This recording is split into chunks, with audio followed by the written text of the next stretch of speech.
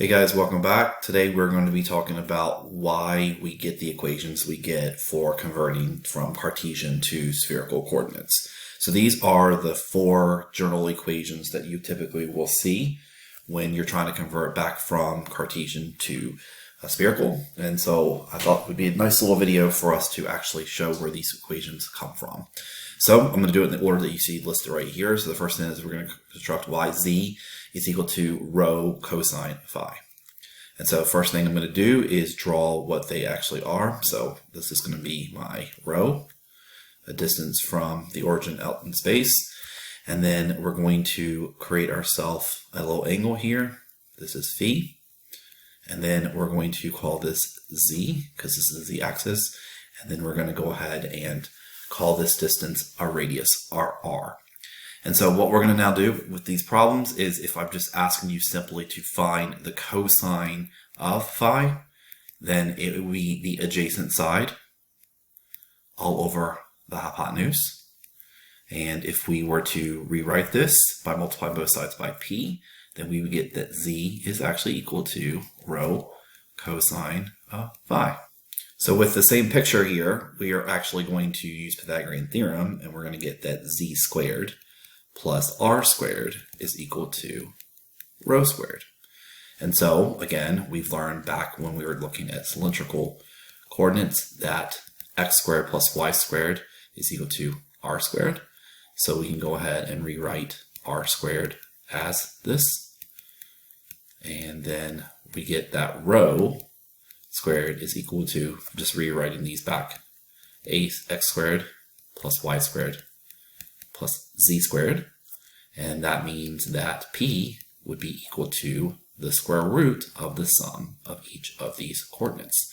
So this is how we're going to now obtain the fact that rho is simply the square root of x squared plus y squared plus z squared. And it all comes from this picture that you see right here.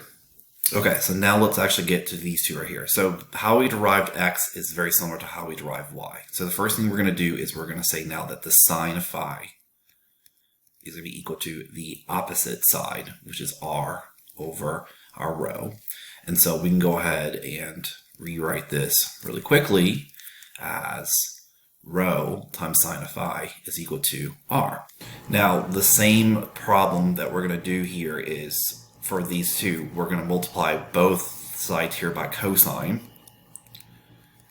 of theta.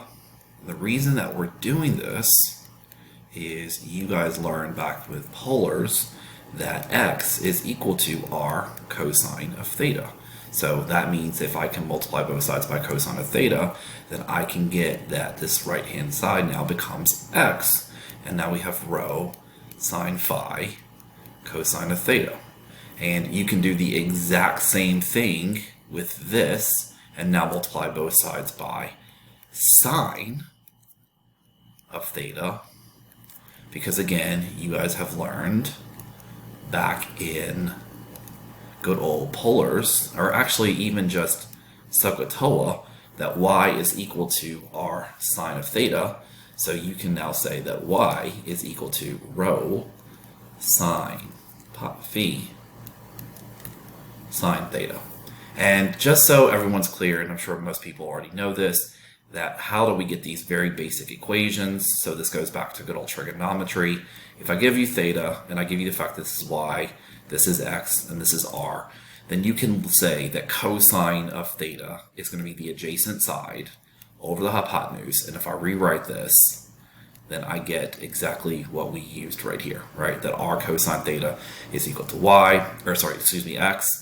And similarly, I can say that the sine of theta is going to be the opposite side over the hypotenuse. I can cross multiply again, multiply both sides by y, and then I get the fact that, multiply both sides by r, and I get the fact that y is equal to r sine of theta. So this is just a very easy way of knowing how to get these equations. So now we're good with these two right here. I hope this was helpful, and I will see you guys in the next video.